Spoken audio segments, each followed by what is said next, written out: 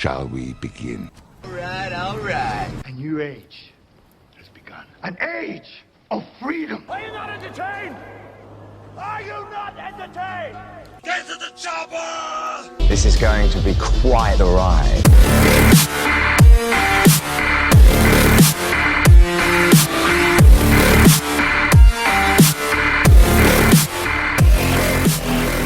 And hello, everybody, and welcome to the Movie Pit Podcast. I am your host, Christian. Thank you very much for joining me on the podcast this week.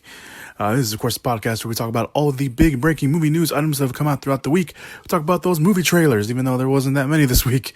And we talk about, well, we used to talk about all the movies coming out in theaters, but obviously we live in a COVID world where that no longer is the case. Hello, everybody. Welcome to the show. I apologize for not doing a podcast last week. I was bad timing on my part all the way around. So last week was a bit hectic here in the house, so I apologize for that. But everything's fine. Nothing too serious. It's just bad timing overall, and just having to do things on a certain schedule that we wanted. So I apologize for not having a podcast last week. But when that happens, I am using the Twitter page more, especially at the end of the week when there is no podcast. So I'll update you on the podcast news over there in case there is no podcast this week or that particular week. So, but yeah, this week we have a lot of news to get to. So I'm just going to jump right into it. I'm not going to waste any more time. Let's just get right into it. We're going to start with some quick trailer thoughts. There was a few trailers that dropped this week. Nothing too big, except one that actually looks really good. But the first one we're going to talk about is really a teaser, kind of an announcement almost trailer, or announcement teaser, if you will, for the movie Zola that is being done by A24. It premiered at the Sundance Film Festival to significant buzz and largely positive reviews. I know a friend of mine who saw it and who went to Sundance, or at least saw it somehow. I don't know if he actually went. I can't remember if he actually went to Sundance or he saw it somewhere else, but he saw it and he said he really liked it. So there is that. The movie is based on a series of tweets made by a woman named, I'm going to mispronounce her name, I apologize, Isaiah King, which begins like this, and it's actually said in the teaser. You want to hear how?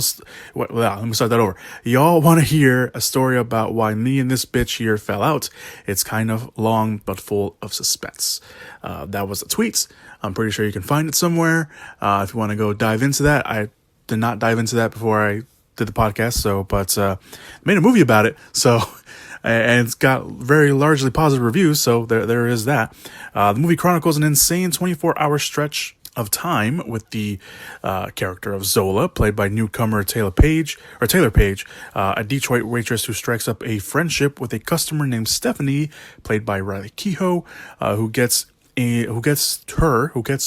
Zola to join a weekend full of dancing, partying, and, other stuff, as it was described in a lot of the reports that I read. Nicholas Braun and Coleman Domingo co-star. The movie doesn't have a release date, but A24 seems like they want to release the movie in theaters, if the ending of the teaser is any indication, because they did have a little fun with the whole COVID world that we live in, saying coming out this, and then they kind of go back and said next, and then they went back and said coming soon. So there is that. So if you want to go check out the announcement teaser, I kind of feel like it's an announcement teaser. I don't feel like it's a trailer, but whatever. I'll link it down below. Of course, I'll link all the trailers down below, but you can guys go check that out. The next trailer I want to talk about is actually a documentary, which seems really, really cool, especially if you're into this kind of thing. There's a documentary that follows stunt women and their struggles on and off screen and being treated equally. It takes the viewers behind the scenes and introduces a lot of female stunt performers who have done stunts for a lot of big blockbuster movies. The movie is actually called Stuntwomen, The Untold Hollywood Story. It's based off a book. If you want to go read the book, go check that out. And it will feature Michelle Rodriguez, who takes part in the documentary itself, talking to a lot of these stunt women.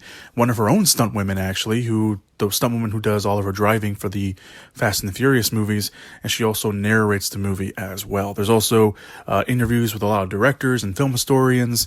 Some of the ones they pulled out on the reports were like Ben Mankiewicz, Paul Feig, Paul Verhoeven, and a bunch of other people that are going to be appearing in there as well. So this looks really cool. I'm a huge fan of stunt people. Not that I'm a stunt person myself, or even want to attempt it, but I hugely respect. I very, very respect stunt people as in a whole for their whole commitment to doing all these things. They show in the trailer a stunt woman talking about getting hit by a car, and they show you what she has, and she has like these little like knee pads. That's it. That's all she has to protect herself, which is amazing and horrifying all at the same time. So, Stuntwomen will open on digital platforms in September 22nd, to be more precise. This looks fun. This looks like this looks really cool. I didn't know they were doing this, so I'm really excited for this to watch it when it comes out. And the last trailer we're going to talk about, at least at the time of this recording, obviously if something else drops, I'll probably end up dropping it in the Twitter page. But the last trailer we're going to talk about is the Warner Brothers movie, the Fred Hampton biopic, which is called Judas and the Black Messiah. That stars Daniel Kaluuya, who plays Fred Hampton, the chairman of the Illinois chapter of the Black Panther Party, with Lakeith Stanfield playing William O'Neill, who was a felon facing prison time, who is given a deal by the FBI to go undercover into the Black Panther Party, infiltrate Hampton, and destroy the organization from the inside, and feed them information at the same time. The movie co-stars Jesse Plemons. It looks like he's playing the FBI agent who is in charge of William O'Neill's case. It's directed by Shaka King, who is making his studio feature film debut. He's done some indie work along the way. The movie doesn't have a solid release date, but Warner Brothers is promising an in-theaters release for the movie, and I can see why, because this trailer is really, really good. From the music to the way it's cut to introducing you to Kaluuya's Fred Hampton to Stanfield's William O'Neill to the shots they show. It is a very effective trailer, and anyone who knows the story of Fred Hampton and some of the stuff they show in the trailer, you kind of know how his story ends, and you can probably assume how his story ends in this case, if you don't know the story of Fred Hampton. But it is a very effective trailer. It's very good. I knew they were making this. I didn't, there was rumors of it potentially coming out this year because they kind of already finished it, or at least close to finishing it. But with COVID going on, who knows? So we may not be getting this maybe until next year, especially if Warner Brothers wants to stick to the definitely theater release of this. But either way, I think this looks really, really good and very effective. So I really dug this trailer. So Judas and the Black Messiah. So all the trailers will be linked down below in the description /show notes area. So that's everything. So let's move on to the movie news items of the week. We're going to start off with some quickfire movie news items. Again, for all you newcomers, quickfire is pretty much basically where I give the movie news items that pretty much speak for themselves. So first quickfire movie news item is that the Janelle Monáe-led thriller Antebellum will be skipping theaters and will instead premiere on premium VOD on September 18th. The movie stars Monáe as a successful author who finds herself trapped in a horrifying reality that forces her to confront the past, present, and future before it's too late. Jenna Malone, Jack Houston, Eric Lange, Kirstie Clemons, and Gabrielle Sibier, I mispronounced her last name, co-star in the movie. The movie was originally set for April and then pushed back to August and got delayed again, and it was a bit in limbo, and now Lionsgate decided to drop the movie on PVOD. Speaking of movies going from theaters to a streaming service, or POD, the delayed Amy Adams-led thriller The Woman in the Window is currently looking for a new home, and it may be going to Netflix. The movie was originally set up at Fox in their Fox 2000 division, but when Disney took over, they shut down Fox 2000 and the movie was stuck in a bit of a limbo. Still deciding to release the movie. They originally were going to release the movie on October of last year, but they bumped it up to, they bumped it to May 15th of this year, but obviously that didn't happen. And now it looks like they could be dropping the movie on Netflix. The movie is done, so it's just a matter of Netflix closing the deal and then deciding when they want to release it. The movie is an adaptation of the A.J. Finn's novel, or the novel by A.J. Finn. Read that wrong. And it follows a agoraphobic child psychologist named Anna Fox, played by Amy Adams, who lives alone. Her only real social interactions take place online and spying on her neighbors. She eventually makes a friend in Julianne Moore's character, who she sees get murdered maybe, by her husband, only for the husband to show his actual wife, who was a completely different woman, and then, of course, mystery thriller ensues. Gary Oldman, Jennifer Jason Leigh, Brian Tyree Henry, Wyatt Russell, Tracy Letts, and Gary Oldman, or I said Gary Oldman, co-star Joe Wright, who directed Atonement, Hannah, Anna Karenina, and Darkest Hour, directs the movie. Tracy Letts, again, who co-stars in the movie, actually wrote the script for the movie and admitted that the process wasn't really that great. They had to rewrite a good chunk of it, and he didn't really seem that happy about it, so that could be a good thing or a bad thing for the movie. Who knows? But there you go. And the final little release, or not the final one, but at least the final small one. Bill and Ted Face the Music will get a new release. The movie was going to come out on September 1st in a select theater and VOD run. The movie will now open a little earlier. It will open a week earlier. It will open on Friday, August 28th on VOD. So we're getting Bill and Ted Face the Music a little earlier. Moving on, Naomi Scott is in talks to join the Amblin Partners sci-fi adventure movie called Distant. The movie also co-stars Anthony Ramos from Star is Born and probably more familiar with everyone from Hamilton or the Crown Royal commercials on TV, and it centers on an asteroid miner who crash lands on an alien planet, running out of oxygen and hunted down by creatures. He is forced to cross the harsh terrain only to find the only other survivor, a woman trapped in an escape pod. And it sounds like Naomi Scott will be that woman in the escape pod. Naomi Scott, of course, from Power Rangers and Aladdin, in case you needed a name, a face to the name anyway. Spencer Cohen, who wrote the Netflix film Extraction, wrote the script for this, while Will Speck and Josh Gordon, who directed Blades of Glory, that was the Will Ferrell ice skating movie, The Switch, and Office Christmas Party, will direct the movie. Originally, Rachel Brosnahan from The Marvelous Miss Maisel on Prime Video was going to star, but she dropped out due to COVID-related scheduling conflicts. Sony Pictures and its TriStar banner have won the rights to the Whitney Houston biopic titled I Want to Dance with Somebody. It also has a writer in Anthony McCartan, who was one of the writers behind the Queen biopic, Bohemian Rhapsody, and Stella Meggy, I think that's how you pronounce her name, who directed the Issa Rae and Lakeith Stanfield romance film The Photograph, will direct the movie. The movie does have the backing of Houston's estates and will produce the movie as well, so that's a huge win and a huge plus for them. Basically, they pretty much get permission to use whatever songs they really want, although it's unclear at the moment what the biopic will cover. Obviously, there's a lot of history there with Whitney Houston. The biopic does have a theoretical commitment, and Sony is eyeing a Thanksgiving 2022 release, I should say. So that should be interesting to see how that turns out. Ryan Reynolds is set to star in the Universal family comedy Everyday Parenting Tips.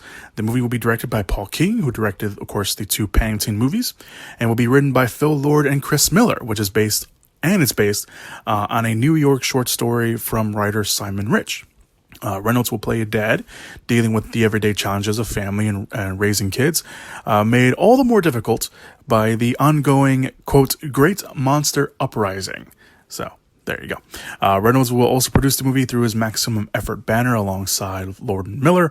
If you want to read the New Yorker piece, Everyday Parenting Tips, I will link it down below in the description area.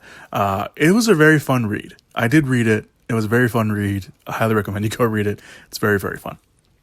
And the final quickfire movie news item that we have here for you guys is Bradley Cooper is in talks to star in Paul Thomas Anderson's next movie, an untitled coming-of-age drama set in the 70s in the San Fernando Valley, which is an area that Anderson knows very, very well. I think he actually grew up there, but he did set the first half of Boogie Nights there and then all of Magnolia and Drunk Punch Love. So he's very familiar with the area. I'm pretty sure he grew up there. The movie follows a child actor attending high school in the Valley, but it is unknown what Cooper's role will be. Apparently names like Harrison Ford, George Clooney, and Michael Douglas were considered, although it's unclear if they were considered for the role of Cooper or if they were just considered overall. But they won't likely appear in the movie due to the movie moving studios. The movie was originally set up at Fox Features and then moved to MGM. I don't know why that would be an issue, but the report that I read made it seem like that was an issue. I don't know. Anderson wrote the script, and production is being eyed to start in the fall should Los Angeles allow filming to resume in that area. Cooper at the moment is developing a Leonard Bernstein biopic for Netflix, which he will star in as well as produce with Steven Spielberg, Martin Scorsese, and his friend Tom Phillips. So that's a very interesting lineup of people there. Plus he is filming Guillermo del Toro's next film, Nightmare Alley, which had to shut down when, again, COVID broke out. But it looks like they're going to start filming again soon from the sounds of it, or they already started filming. So yeah, there you go. Very interesting news. That's all the quick fire movie news items. Let's move on to the big movie news items of the week. All right, so the first big movie news item of the week, in a surprising move, Disney has folded. Not folded in that way, but they will indeed put their live action adaptation of Mulan on their streaming service, Disney Plus. The movie will still come out in select theaters, but it will also hit the streaming service on September 4th. However, it will not be free with your Disney Plus membership. Instead, they are offering the movie as part of their Disney Plus new, quote, premium tier, and it will cost $29.99 as a one-time fee. This is just for the US and Canada, while the international territories will get the movie in theaters because they know how to handle COVID better than the US, unfortunately. And before everyone goes, we'll release everything on Disney Plus. No. That's not how it works. Disney CEO Bob Chapek said that the PVOD release of Mulan is a one-off, and it was just the best way they can release the movie to make sure everyone sees it. Mulan was originally set to come out on March 27th and was one of the big first movies to move because of COVID. Of course, the other one being A Quiet Place Part 2, which moved to next year recently. At the moment, Mulan's select theater run will go up against Tenet's select theater run. So you got options if you're so inclined to go to the movie theaters and catch the Rona. I mean, go to the movie theaters and watch a movie. Yeah, that's what I meant. That's exactly what I meant. So I knew when the news broke out that Mulan was going to cost $30 on top of the, whatever plan you have for Disney Plus. Everyone was really kind of up in arms. Some people were up in arms. A lot of people were like, finally we get to watch the movie. Others were like, why are you charging us $30 to watch a movie on a platform where we already pay for it? And it's interesting. It's led to this kind of, are you on this side or are you on this side kind of discussion. I'm on the part of, you were going to watch Mulan anyway, and you were going to pay more than $30 to go watch the movie in theaters. You're going to, especially if you have kids, you're going to take your kids to go watch it. It was definitely going to be more than $30 to watch it. So I'm kind of on that front of, you're going to have to pay more money to go, watch this movie.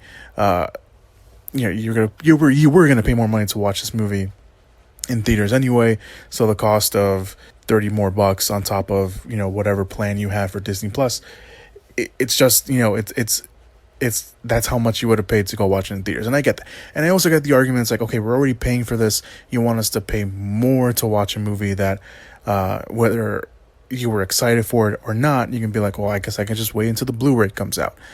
And that's fine. I get it. My initial reaction was like, you were going to pay more to go watch the movie in theaters anyway. But, I understand where people are coming from, why people are angry that, they probably had, they are going to pay more, they're going to pay a fee on top of another fee to watch a movie that they probably wanted to watch on a big screen. Now they got to watch it at home. I get that part. On the other end, it's like, don't complain. It was going to probably charge you, it's probably going to charge you the same amount of money, especially if you went with your kids, to go watch the movie for the $30 at home, plus whatever you're paying for Disney Plus. It probably would have cost around the same thing. People like to complain. And again, I can see both sides of the argument, but at the same time, it's like, why are you complaining? Come on.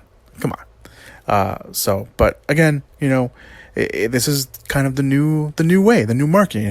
Last week there was the news that Universal and AMC had made up. That Universal now has a new theater window with AMC theaters. It's like 17 days or something like that, for for a movie to play in theaters, and then they have to wait, 17 days to they can wait 17 days and then they can start putting the movie on premium VOD. And, that was the big point of contention between AMC and Universal Pictures, because of the whole Trolls World Tour thing. That became a big thing, and we talked about it here on the podcast. We made fun of it and everything else, and the future of AMC and Universal and how they're going to do it. But they made up, and they have that new window now. It could potentially lead the charge for other studios to do the same thing. People have been talking about that, writing articles about that, and now we have this with Disney basically creating this new tier on their streaming service, where you can pay an additional however much money they want to charge for a certain movie.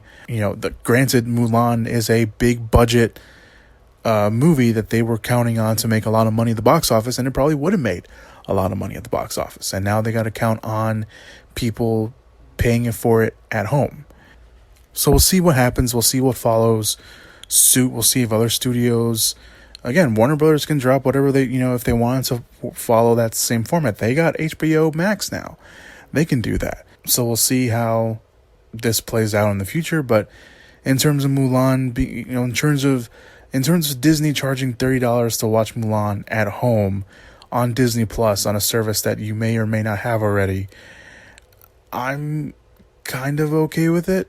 I'm not completely okay with it because I wanted to watch it in the movie theater, but I'm, if that's the way I have to watch Mulan this year, then I guess that's the way I'll do it. Won't be happy about it because I'm watching it at home mainly, but I don't know. That's just me. That's just me. Again, I can see the other side of it.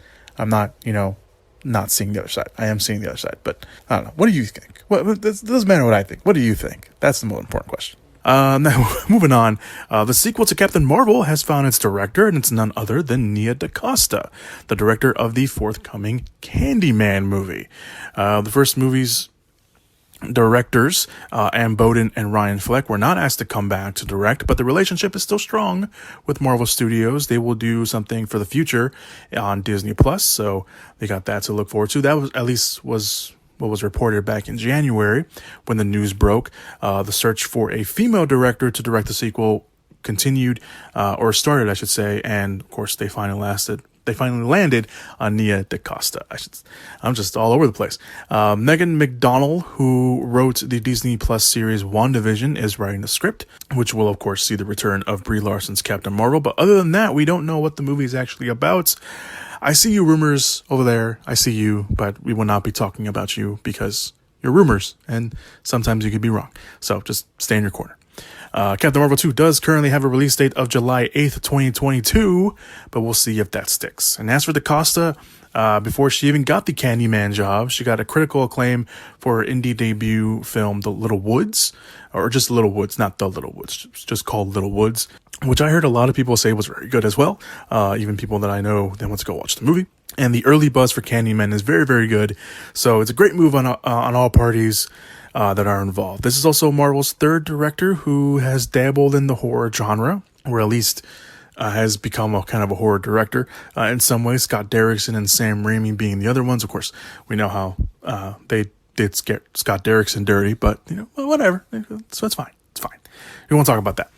This is all about Nia DaCosta, which is a really good move. The fact that Marvel is branching out and getting more talented directors, especially directors of color. Nia DaCosta is also the first female solo female director, especially one of color, to direct a Marvel movie, which is very, very cool.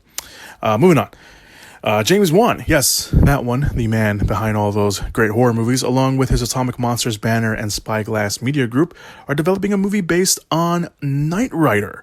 That's right, the TV franchise Knight Rider. No directors attached at the moment, but TJ Fixman, a video game writer, is handling the script. The TV series, which ran on NBC from 1982 to 1986, starring David Hasselhoff as Michael Knight, a crime fighter who teams up with his high-tech AI car named Kit, otherwise known as Knight Industries 2000, voiced by William Danielson, a.k.a. Mr. Feeney? Mr. Feeney! The series did get a short-lived spin-off and then two equally short-lived sequel series. I remember that that last one they did, it wasn't good. It wasn't good at all. We all know that all we know at the moment is that Fixman's feature film remake will maintain the quote anti-establishment tone of the original. I think this is really cool. James Wan is not directing. Again, he is only developing the movie, so he will probably most likely be a producer. I'm liking that James Wan is kind of just branching out and just doing all these different movies, even as a producer. Because I like James Wan. I think James Wan's really, really cool. So I love what he does behind the camera. I love what he does as a producer so far. He just has an eye for a lot of things. So I'm all for it. Moving on, during an earnings call, Lionsgate CEO John, I'm gonna pronounce his last name wrong, Feldheimer. That actually could. I think that's what he says. Anyway, John Feldheimer said a new Dirty Dancing movie was in the works, and that original star Jennifer Grey will not only be returning to act in the movie, she will also be returning to produce the movie.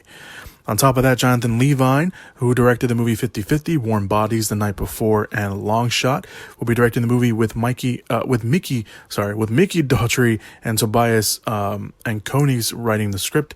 Apparently, they were behind the movie 5 Feet Apart, which came out a couple years ago with one of the Strauss twins, the one when they're in the hospital, stuck in a hospital, and he has like a disease or something. I didn't watch it, obviously, but I remember seeing the trailers a lot. The 1987 film co-starred the late Patrick Swayze, and of course Jennifer Grey, who was his dancing student to Grey's dancing instructor. The two eventually fell in love, leading to the iconic moments of Swayze lifting Grey off the ground while I Had the Time of My Life plays in the background. Everyone remembers the scene. Everyone knows it. It's been parodied a bunch. Everyone knows it. Feldheimer did add that the movie will be, quote, exactly the kind of romantic, nostalgic movie that the franchise fans have been waiting for, and that have made it the biggest selling library title in the company's history. There have been other Dirty Dancing movies. The first one was in 2004, titled Dirty Dancing Havana Nights, which starred a young Diego Luna, in case anyone's interested in that. And then in 2017, there was a made-for-TV remake, which did not get a lot of fanfare whatsoever. No one from the original movies have came back for any of those. So this would be the first time in years that the Grey or we'll get some other people from the original movie come back as well, have been involved in any sort of installments since the future. I haven't seen it. I have seen it. Dirty Dancing. I can see why people like it. I can see why people enjoy it. Obviously the scene that we talked about, Patrick Swayze lifting Jennifer Grey off the ground. But the movie itself, I don't remember liking it. So, maybe it just wasn't for me. But I don't know. I think everyone just remembers I Had the Time of My Life and then the scene and then seeing Patrick Swayze dance. I think that's pretty much what it was. But, I don't know. To each their own. Everyone has, the thing they love. So there you go. All right, let's move on. Future of John Wick will be a little bit more longer than we thought. During that same earnings call, Lionsgate announced that a fifth John Wick movie was in the works. But there is something else. The fifth movie will be shot back to back with John Wick 4 once filming begins as soon as early next year, if they can, and that is the hope. That is not official. That's not an official announcement. They're saying that they hope they can shoot John Wick 5 back to back with John Wick 4. John Wick 4 currently does have a release date of May 27th, 2022, which they pushed back. It was supposed to come out next year. I think it was supposed to come out this year. I can't remember. No, it was supposed to come out next year, and they pushed it back to. It was supposed to film this year, and then they pushed it back to. It was supposed to come out in 2021, and then they pushed it back to 2022. There you go. Although they didn't say when John Wick Chapter 5 would come out, so probably a year afterwards, maybe 2023. Again, if they can stick to that May 27th, 22 release. Keanu Reeves isn't a stranger to filming back-to-back sequels. He did in fact shoot the Matrix sequels back-to-back, Matrix Reloaded and Matrix Revolution. And of course, speaking of the Matrix, Reeves is currently shooting the fourth Matrix movie in Germany as they restarted filming after they shut down filming here in the States because of COVID.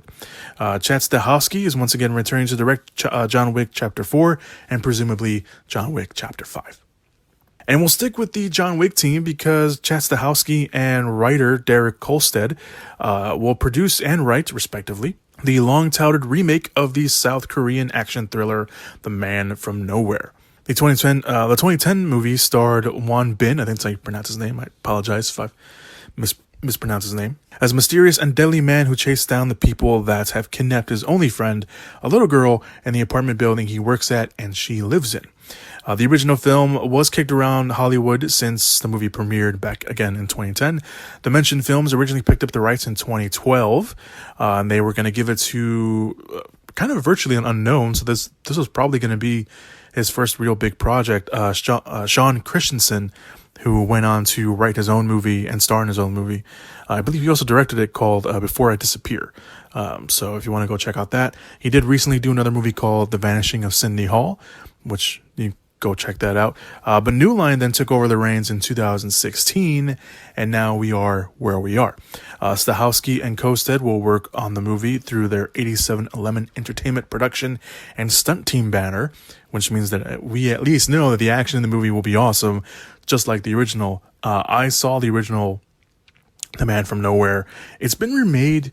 I think India, I think it was India that did a remake of the movie. They called it something else, but I believe they've already done a remake of it. But this is going to be the first American remake. I think this is really cool. I really loved the South Korean one. It was one of my favorite movies that I watched when I watched it. I didn't watch it in 2010. I watched it like later when it came out on DVD. And I own the DVD somewhere. It's somewhere in my house. I know I own it, but it's very, very good. If you have not watched it, Man from Nowhere. I know it's streaming somewhere. I can't remember where it was streaming, but it's very, very good if you have not watched it. I highly recommend you watch it. And just imagine what the team behind John Wick can do with that once you finally watch the movie. Okay, moving on, and this is our last movie news item of the week. Again, at the time of this recording, I'm recording this a little early so I can get the podcast out a little earlier than anticipated. I'm still recording this on Friday morning, but I'm hoping that I can get this out before Friday night, as that usually ends up happening. So this is the final movie news item of the week. Again, if anything big drops, I'll drop it over on Twitter. So the Disney live action Pinocchio movie is back in the news. It's been rather quiet lately, but that is no longer the case. But we do have to rewind a little bit before we get to the news of the week. Back in 2018, Tom Hanks was in negotiations to star as Geppetto in the live-action Pinocchio movie. And at the time, Paddington director Paul King was directing the movie.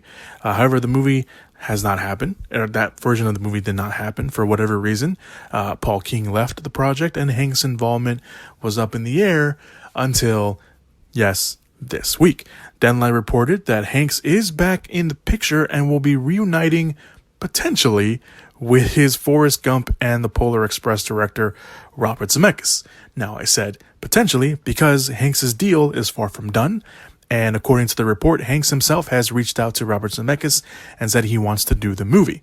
So it sounds like if Zemeckis agrees to do the movie, then Tom Hanks is going to do the movie. So this is a huge win for everybody if they decide to finally get on board and do that. The movie does have a script by Chris Wentz, who co-wrote the live-action Cinderella movie, which I believe was the first live-action. I can't remember if Cinderella or Maleficent were the first live-action movies, but I think it was Cinderella. I want to say it was Cinderella. I think it was Maleficent.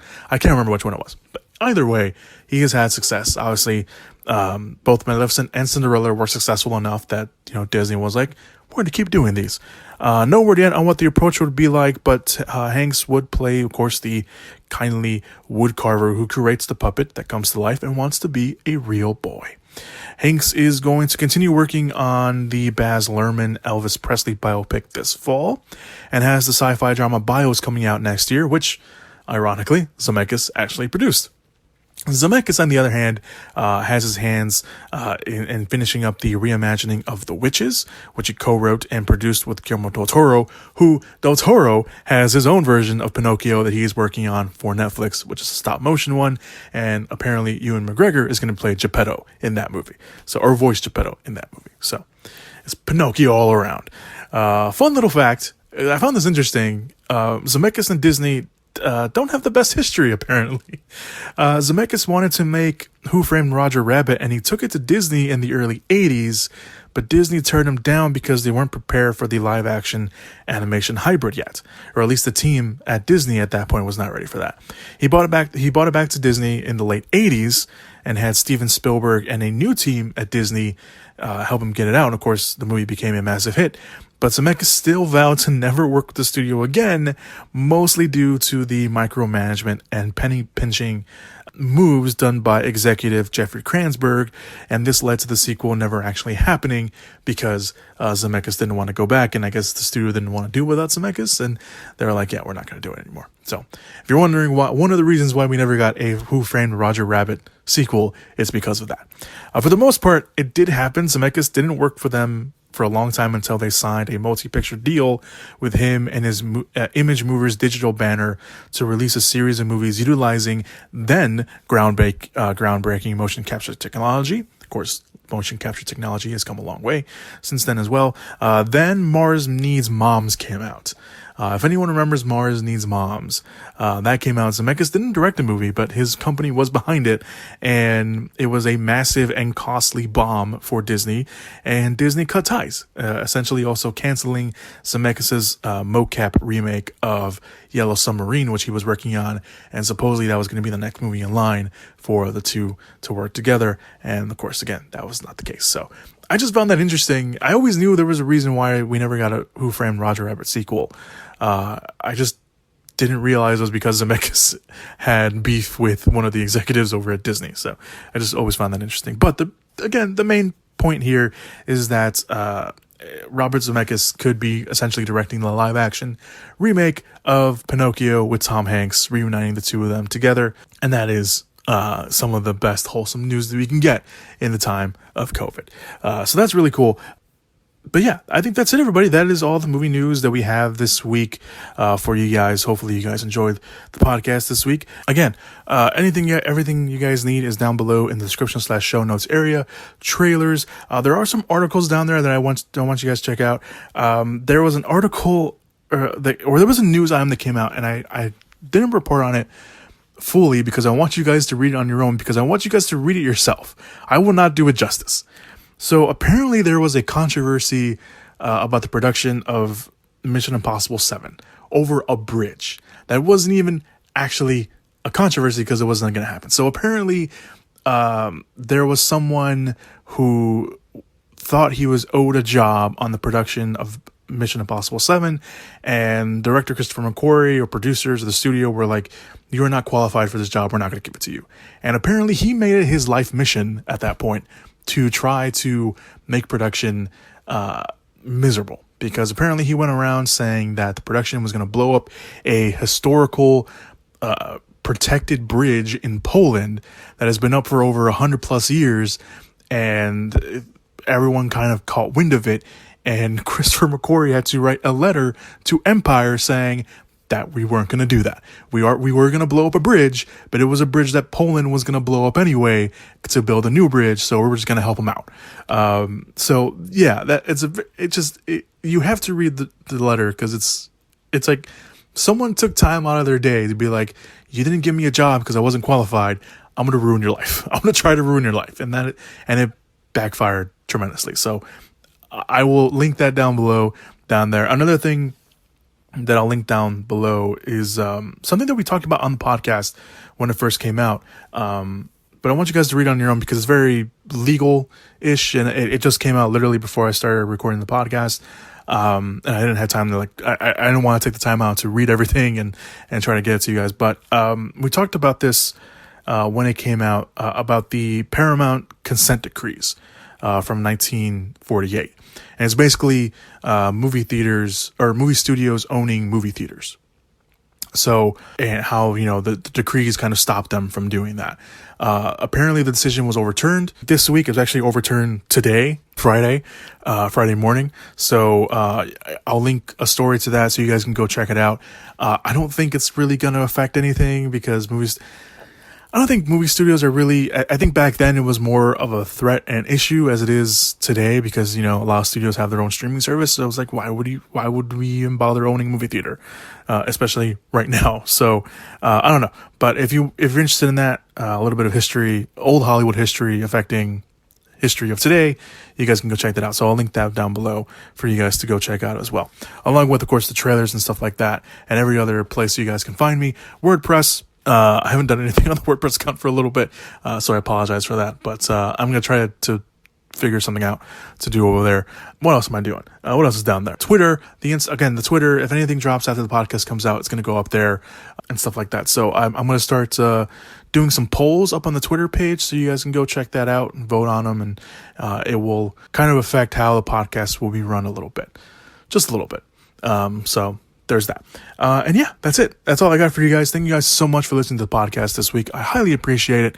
Hopefully you guys are staying safe. Can't speak now. I need water. That's what it is. I didn't drink any water. Hopefully you guys stay. Oh my God, I did it again. Safe.